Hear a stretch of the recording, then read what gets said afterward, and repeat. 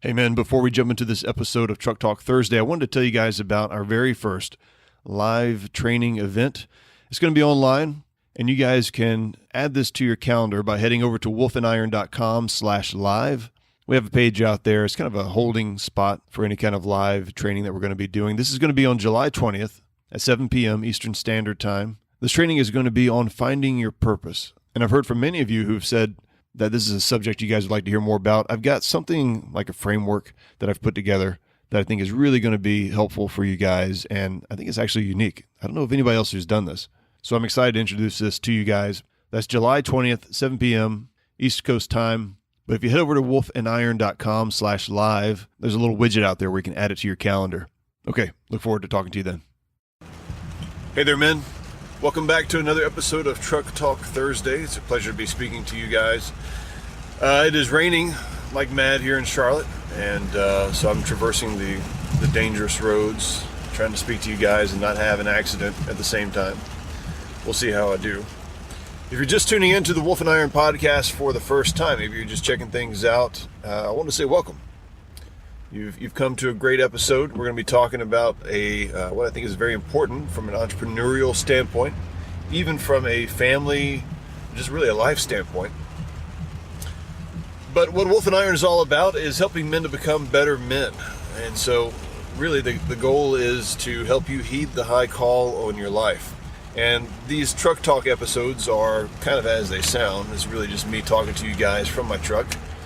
Rather informal conversation. We kind of get all of there's no intro music, there's no outro music, there's no salesy, pitchy type of stuff happening at any point. And it's just straight talk from me to you guys. And what I want to talk about today is what is the most valuable commodity that a business has? Think about that for a moment. Now, as you guys know, I'm a big time entrepreneur kind of guy. I think I'm on my way to becoming a serial entrepreneur. I don't know how many entrepreneurs I have to kill for that to happen, but at some point, I'll make that. And I've got Rustic in Maine. So if you guys, like I said, if you're just tuning in, Rustic in Maine is a ring crafting business. We actually create rings out of historic woods, and so I'll reference this a lot. This is my big part of my entrepreneurial journey.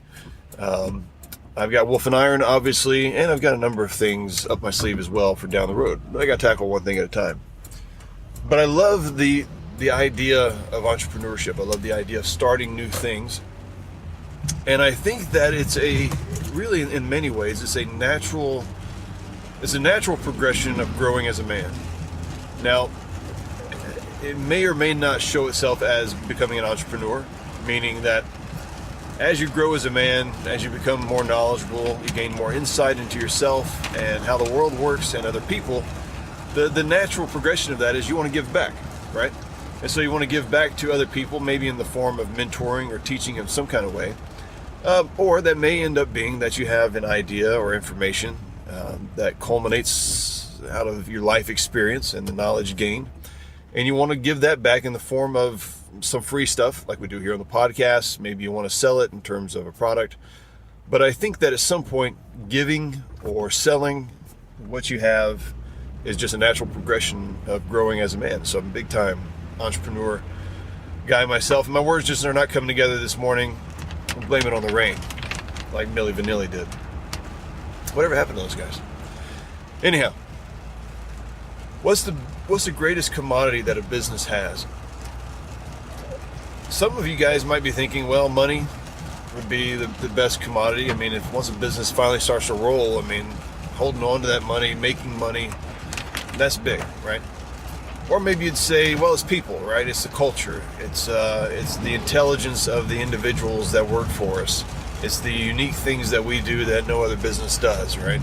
Not necessarily a commodity in that sense, but it could be considered a commodity, meaning something that's bought or sold or exchanged. But I don't think it's any of those things. I think those are all really good things to have, and obviously you want to make money. Businesses need cash.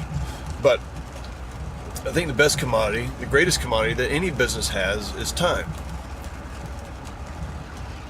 And this could be applied to your personal life as well, should be applied to your personal life as well as your business endeavors. But when we think about this from a business standpoint, and we really begin to think that time is the most valuable thing that we're given, and that when a business starts, it has the exact same amount as every business has, right? So when you're just starting your side hustle, for example, and you're thinking, okay, I've got 24 hours in the day, some of that's dedicated to sleep, some of that's dedicated to my full-time job, some of that's going to be dedicated to my side business, to your side hustle there. You've still got the same amount of hours in a day that everybody else has. So the playing field is pretty even. When you really begin to value time as your greatest commodity, there are a couple of things that happen in your mindset. One, you begin to really cherish the time that you have to spend doing the things efficiently that need to get done, right? So when I was starting Rustic in Maine, before I began doing that full time, I would get up at sometimes 4:30 in the morning, work on a couple of rings, sometimes unsuccessfully, maybe answer some emails, and then head off to work.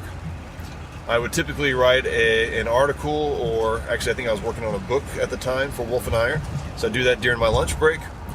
This wasn't every day. Every day wasn't exactly the same. I had a life. I still met with people. I still did things, went out to lunch with people and things like that.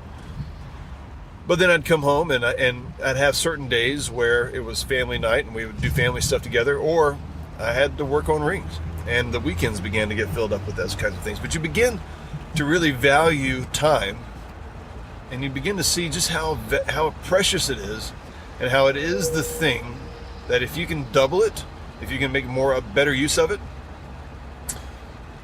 then that's what's going to set you apart from being either burnt out or not burnt out, or successful and not successful. And a couple of the ways that you can double your time is to hire other people to do the work that you're typically doing yourself, right? But it all revolves around this mindset of time. So, yeah, like I said, a couple of ways that you can do this to really double your time, triple your time, expand it exponentially would be to hire other people. So, cool thing happened with Rustic in Maine just recently, actually. We've got probably 10 people that work for us, great people. One of the guys stepped up and said, hey, I want to train the next hire. And I said, all right, Jeffrey, you can take that on. So that was something off of my plate. But of course, like any kind of new thing, you're like, okay, how well is this going to go? How's he going to train versus how I would train? Well, I'll tell you what, man, this guy got trained up. The new guy got trained up in less time than any of the other guys have done. He's cranking out rings. He's just been a really great addition to the team. And so I was able to, more than double my time by having somebody else take on that task. And the same is true with any position that you fill. Another way that you can really increase the amount of the effectiveness of the time that you have in a day is just thinking about efficiency. Okay, when you really begin to think about, you take your mind off of things like, well, we got to get this product out, or I've got to answer these emails, or I've got to do X, Y, and Z, and you really begin to think about, how am I using my time? If that becomes your sole focus when you're thinking about growing your business, expanding your business, it changes how you approach things. And so you begin to think about efficiency is more important than just about anything else. Because when you don't have efficiency, you have wasted time. You can't move and compete and do the things that you want to do in your business. You feel bound basically by all the things that have to get done.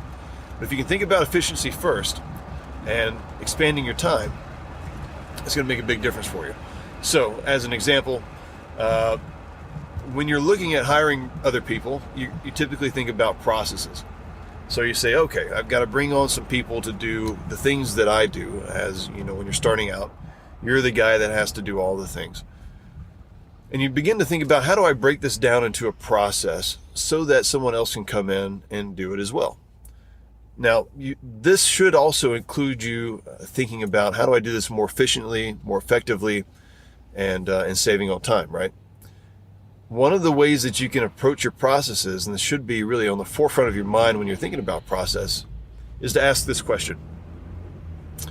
How do I break this down into its smallest components possible?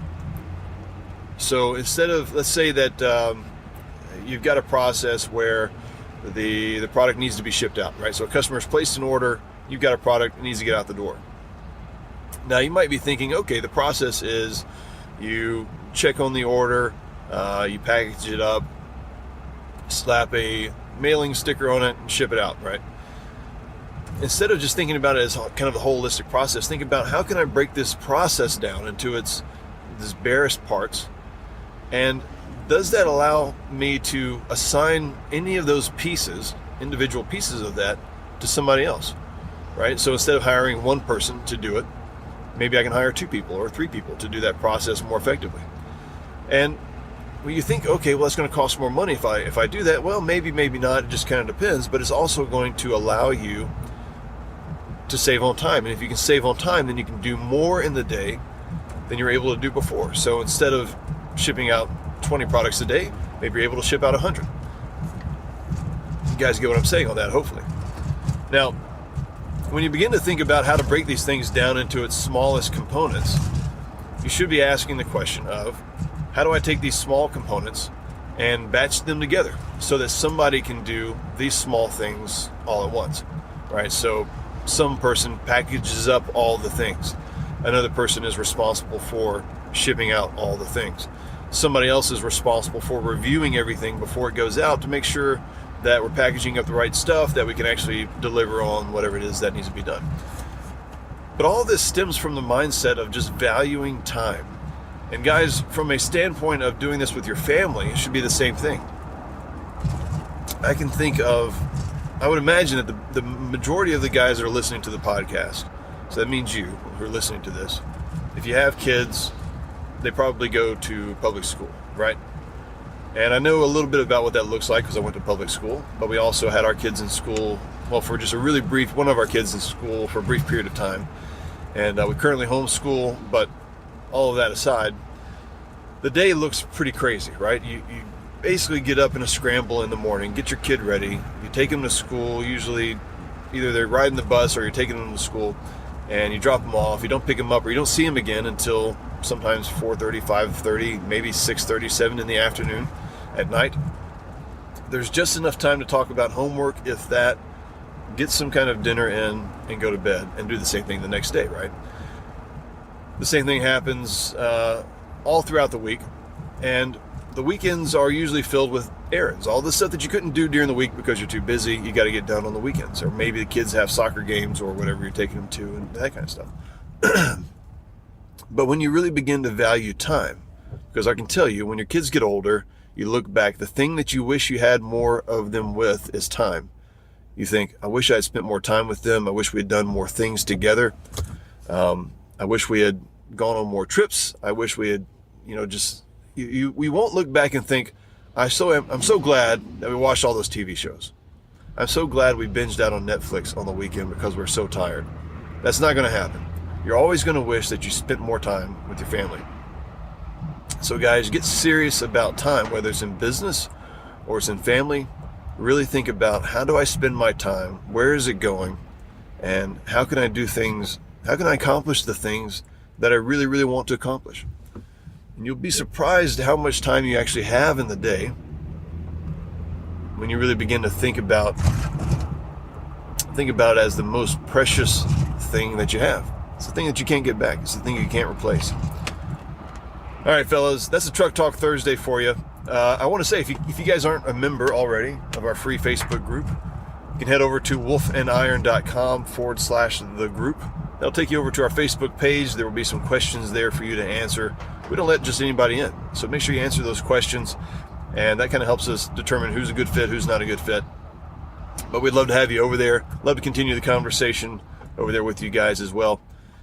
That's it. Take care.